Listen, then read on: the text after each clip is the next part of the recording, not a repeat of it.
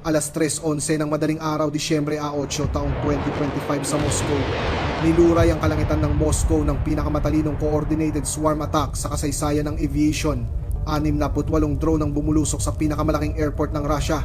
Hindi sa pamamagitan ng pagdaig sa air defense, kundi sa pamamagitan ng pagsira sa kaisipan ng mga taong nagpapatakbo nito. Sa loob ng 9 na araw, pinakain ng Ukraine ng mga Russian radar operator na mga go signal at mga pain na gawa sa kahoy. Dinala sila nito sa bingit ng pagkapagod. At ngayong gabi, sa sandaling kumurap ang mga Russian doon, nakalusot ang tunay na swarm. Ganito ginagamit ang ilang libong dolyar na halaga ng plywood para talunin ang $1 bilyon dolyar na multi-layered air defense network. Atras tayo ng 58 minuto. Alas 2:13 ng madaling araw, isang nagyayelong bukirin malapit sa Konotop, Ukraine. Eksaktong 298 milya mula sa Kremlin. Isang 15 talampakang itim na anino ang tahimik na dumadaos-dos sa ibabaw ng niebe. Ito ang Leochi. Pinapatakbo ito ng isang 50 horsepower na makina. Halos kapareho ng makikita sa isang high-end na snowmobile. May dala itong 75-pound na warhead. Mukha itong simple, halos magaspang. Pero ngayong gabi, 24 sa mga ito kasamang 44 na Rubaka one-way attack drones ay lumilipad sa isang maluwag na V-formation. Ang kanilang destinasyon ang pinakamatinding binabantayang airspace sa buong mundo para sa mga operator na Ukrainian na nasa isang bunker sa Kiev ang target sa kanilang mga screen. Ang Sheremetyevo Airport ay nagliliwanag na parang Christmas tree, ngunit hindi mga pasahero ang kanilang target. Mayroon silang hinahanap na mas mahalaga. Ang airport na ito ang pangunahing ugat para sa holiday logistics ng Russia. At higit sa lahat, ayon sa intelligence, kararating lang ng isang bagong shipment ng mga component para sa S-400 missile mula sa Kursk. Subalit ang pag-abot sa cargo na iyon ay dapat sana'y imposible. Puro pula ang tactical map. Sa pagitan ng mga drone at ng airport, siyam na magkakahiwalay na Russian air defense battery, mga nakamamatay na Pantsir S-1 at long range na S-400 ang kagigising lang. Sa papel, ang pagpapalipad ng propeller drone sa bitag na ito ay parang paglalakad sa isang laser grid. Hindi ka lang mahuhuli, matutunaw ka. Pero dito pumapasok ang katalinuhan ng Operation Advent Calendar. Ang ataking ito ay hindi nagsimula ngayong gabi. Nagsimula ito 9 na araw na ang nakalipas. Ito ang Operation Advent Calendar, isang masterclass sa tinatawag na desensitization warfare. Sa nakalipas na linggo, nagpadala ang Ukraine ng mga alon ng tinatawag na Beaver decoys. Ito ay mga murang drone na gawa sa kahoy na halos hindi makalipad. Ngunit kinabitan ito ng mga Ukrainian ng isang 50 na component na tinatawag na Lundberg lens. Ito ay isang simpleng radar reflector na nagpapatalbog ng radio waves ng may matinding lakas. Sa mga Russian radar operator, ang piraso ng plywood na iyon ay hindi mukhang laruan. Mukha itong isang Phantom F-16. Ang resulta ay isang Pavlovian experiment na isinagawa gamit ang high explosives. Mula gabi 1 hanggang 3 naging hysterikal ang tugon ng mga Russian. Bawat tuldok sa screen ay sinusuklian ng todo-todong barrage. Ang kalangitan sa mga suburb ng Moscow ay parang bagong taon. Inubos ng mga Pantsir battery ang kanilang buong magazine. 12 missile sa isang pagkakataon para habulin ang mga multong ito. Pinag-uusapan natin ang milyon-milyong dolyar sa mga missile na ginastos para habulin ang mga pain na nagkakahalaga lang ng maliit na porsyento nito. Nagsasaya ang mga Russian sa Telegram, nagpo-post ng mga video ng interception sa pag-aakalang nagpapabagsak sila ng isang malaking puwersa. Hindi sila nananalo, nauubusan sila. Pagsapit ng gabi 5, nagsimulang bumigay ang logistics. Ang mga reload truck ay tumatakbo ng 24 oras para lang mapanatiling puno ang mga launcher. Ang mga barel ng 30mm autocannon ay nababaluktot na dahil sa init ng walang tigil na pagputok. Pero ang totoong pinsala ay nangyayari sa loob ng mga command vehicle. Pagsapit ng gabi 7 at 8, nagbago ang pattern. Nagsimulang mag-atubili ang mga operator. Nakakakita sila ng target, pero tinatanong ng kanilang utak, totoo ba ito? O magsasayang na naman ako ng missile sa isang lumilipad na laruan? Ang pag-aalinlangan na iyon ng partikular na sandali ng duda ay lumilikha ng isang psychological blind spot. Sa loob ng 9 na magkakasunod na gabi, sinusubaybayan ng mga Russian crew ang mga multong ito. Nakatitig sila sa kanilang mga screen sa loob ng 216 na oras. Mainit na ang kanilang kagamitan, ubos na ang kanilang pasensya, at sa biyolohiya ang kanilang reaction time ay bumagal ng halos 4 na segundo. Sa mundo ng supersonic missile interception, ang 4 na segundo ay hindi lang pagkaantala, ito ay isang kawalang hanggan. At ngayong gabi ang pagod na iyon ng sandata. Balik tayo sa kasalukuyan. Pumatak ang orasan sa alas 2:40 ng madaling araw. Ang tunay na strike force, 24 na Lucci drones at 44 na Rubaka escorts ay dumadaos-dos sa ibabaw ng mga puno sa Bryan's Forest. Pinapanatili nilang napakababang altitude na 120 feet. Halos yumayakap sa kurbada ng mundo para manatili sa ilalim ng radar horizon. Ngunit may hindi inaasahang kaalyado ang kalikasan ngayong gabi. Malakas ang buhos ng niebe sa buong rehiyon ng Moscow. Para sa isang radar operator ang niebe ay hindi lang basta panahon. Ito ay milyon-milyong maliliit na reflektor. Lumilikha ito ng fenomeno na tinatawag na backscatter. Sa isang radar screen, mukha itong static. Para kang sumusubok na makita ang isang lamok habang nagmamaneho sa gitna ng blizzard na naka-high beam. Biglang lumitaw ang mga kontrabida. Ang Pantsir S1, isang 35 milyon na halimaw na partikular na idinisenyo para pumatay ng mga ganitong banta. Kaya nitong itrack ang 20 target ng sabay-sabay at may dala itong 12 missile na handang iputok. Sinasuportahan ito ng Krasukha, 4 electronic warfare system, isang jammer na nakamount sa truck na kayang lumikha ng isang dead zone para sa mga signal ng radyo sa loob ng 186 milyang radius. Nang sa wakas ay napagtanto ng mga Russian commander na hindi ito isa pang decoy run, isinagad nila sa maximum power ang lahat. Agad nagsimula ang electronic battle. Ang 44 na Rubaka drone ang nagsilbing panangga. Sumugod sila. Nang agresibo humahalo sa natitirang init at gulo, ang fire control computer ng Pantsir na 9 na araw ng pagod sa paghahanap ng mga multo ay sumusubok na ngayong lutasin ang isang calculus problem habang nangingisay. Hindi nito kayang i-prioritize kung aling tuldok ang banta at kung alin ang ingay lang mula sa niebe. Alas 2:48 ng madaling araw, ginamit ng mga Russia ng kanilang alas. Nagpakawala ang Krasukha, 4 ng isang broadband jamming attack. Sa control bunker sa Kiev, pumuti ang mga screen. Naputol ang satellite link. Ang signal ng GPS ay na-spoof na nagsasabi sa mga drone na bigla silang nasa ibabaw ng Atlantic Ocean. Sa lahat ng konvensyonal na lohika ang SWAM ay dapat na ngayong lumutang ng walang direksyon at bumagsak sa mga puno. Gayunpaman, ito mismo ang hinihintay ng mga Ukrainian engineer. Sa sandaling mamatay ang signal ng GPS, hindi nagpanik ang mga drone. Pumislap lang sila. Lahat ng 24 na Lucci at ang mga natitirang Rubaka ay nag-execute ng isang protocol change. Mula sa satellite navigation, lumipat sila sa optical terrain matching. Isipin mo ito ng ganito. Kung i-off mo ang GPS ng iyong sasakyan, hindi ka naman mahuhulog sa kanal. Titingin ka sa bintana makikilala ang isang landmark at magpapatuloy sa pagmamaneho. Ginagamit na kayo ng mga drone ng kanilang mga kamera para i-scan ang lupa sa ibaba.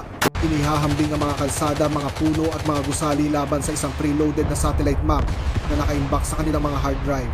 Hindi nila kailangan ng GPS. Hindi nila kailangan ng radio control. Mata lang ang kailangan nila. At pagkatapos ay gumawa sila ng isang bagay na nakakatakot. Bumaba sila ng altitude. Ang swarm ay bumaba mula 120 feet hanggang 50 feet na lang. Nap of the earth flight.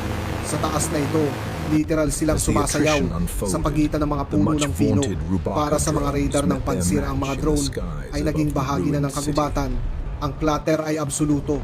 Hindi na makilala ng radar ang isang drone na gawa sa carbon fiber mula sa isang puno ng pino na umiindayog sa hangin. Alas 2:56 ng madaling araw, nabasag ang command loop ng Russia. Pinalitan ng panik ang protocol. Ang mga Pantsir crew na napagtantong bulag na ang kanilang mga radar ay gumawa ng desperadong desisyon. Kung hindi nila malak ang mga individual na drone, nilikha sila ng isang pader na bakal na walang makakalusot. Lumipat sila mula track well scan patungo sa manual optical engagement. Ang utos free fire. Linisin ang sektor. Biglang sumabog ang kalangitan sa mga suburb ng Moscow. 9 na Pantsir battery ang sabay-sabay na nagpakawala ng impyerno. Ang mga 55-7 E6 missile ay humagibis pataas, umaabot sa Mach 3 sa loob ng 2 segundo. Pero ang tunay na lagim ay nagmula sa kambal na 30mm autocannon. Bawat baril ay nagbubuga ng 2,200 bala kada minuto. Pinag-uusapan natin ang isang ilog ng high explosive incendiary tracers na humihiwa sa kadiliman. Dito pumapasok ang matematika ng sakripisyo.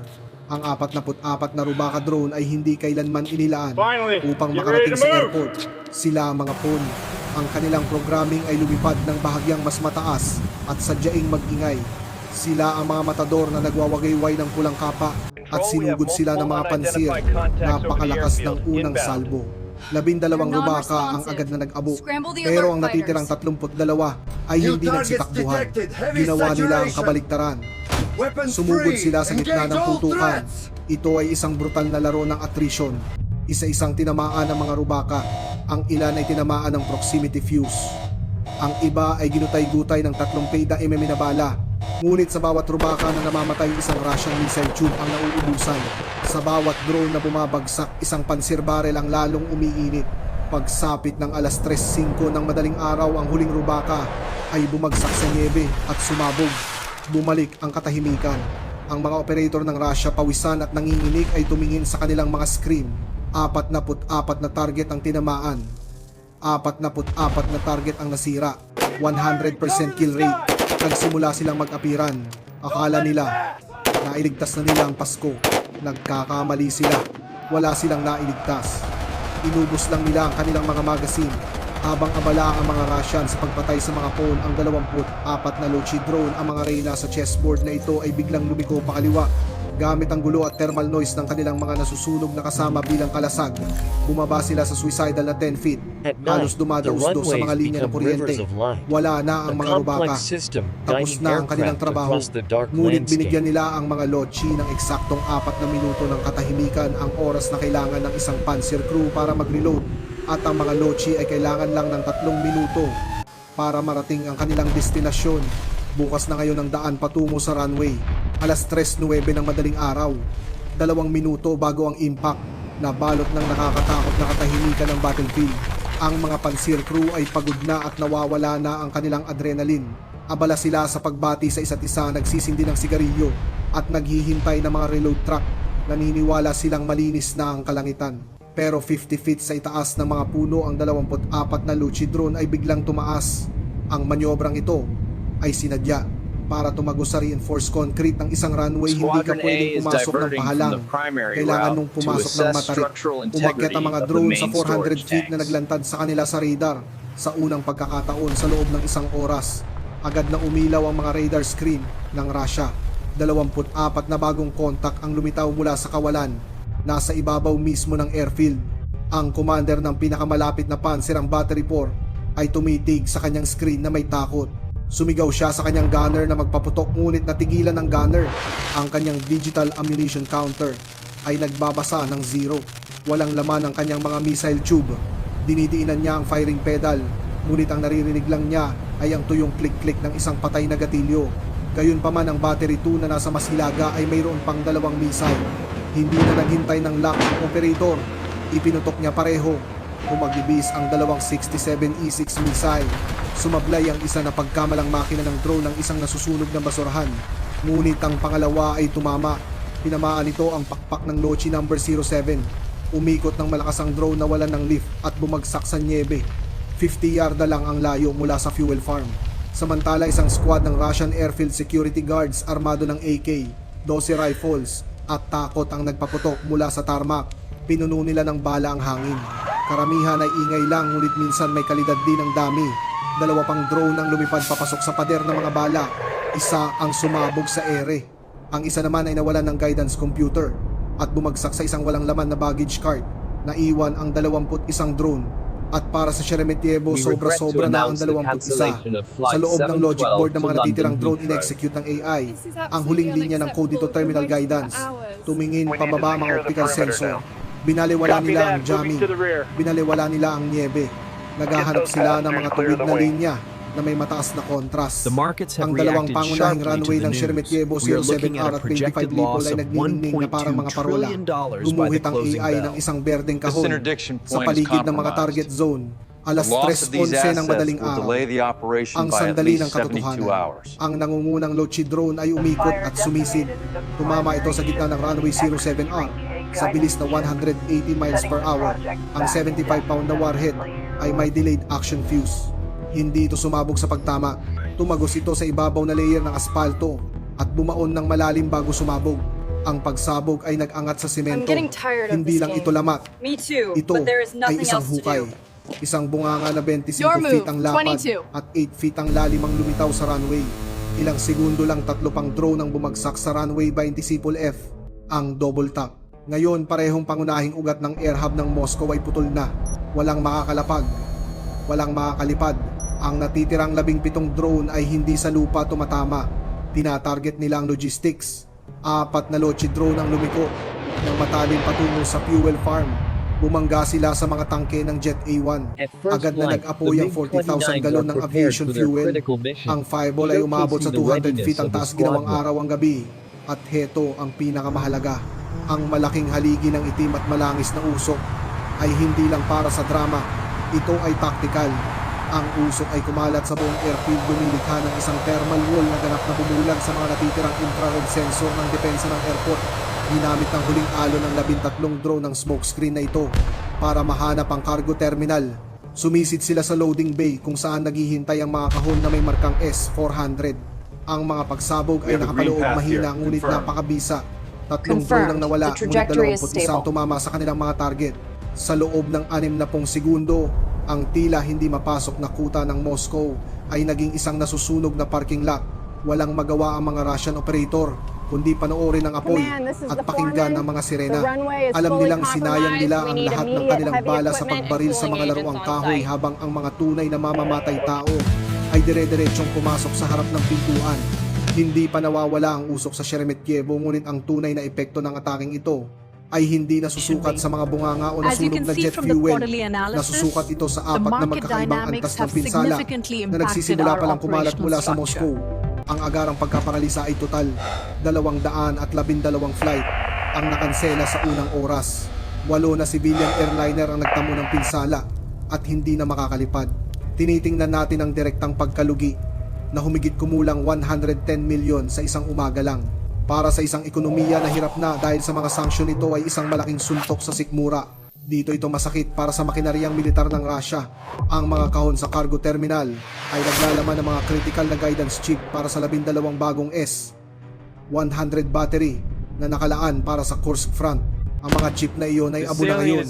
Nangangahulugan ito na 3 buong air defense regiment ang mananatiling walang silbi sa kanilang mga barak sa loob ng 11 araw. Iyon ay 11 araw kung saan ang kalangitan sa front lines ay mapanganib na walang bantay. Ito ang checkmate move. Nakaharap ngayon si Putin sa isang imposibleng pagpipilian. Upang pigilan itong maulit, kailangan niyang hilahin pabalik ang mga pansir system mula sa front lines para gawing kuta ang Moscow.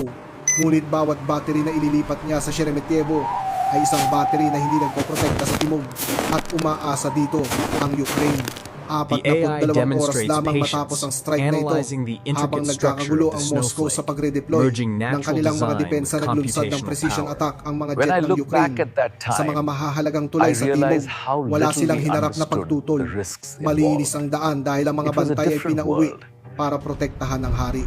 Akala ko ang modernong air defense ay hindi matatalo, ngunit pinatunayan ng gabi ng Disyembre 8 na mali ako. Pinatunayan nito na kapag natutunan ng isang panig na gawing kaalyado ang niebe, gawing mata ang artificial intelligence at gawing sandata ang pasensya. Walang kuta ang mananatiling nakatayo magpakailanman. Kung gusto mong malaman kung saan bubukas ang susunod na pinto sa advent calendar ng Ukraine, pindutin ang like button at mag-subscribe. At sabihin mo sa comment sa ibaba, sa tingin mo ba ay dodoblehin ng Russia ang pagdepensa sa Moscow o isusugal nila ang front lines?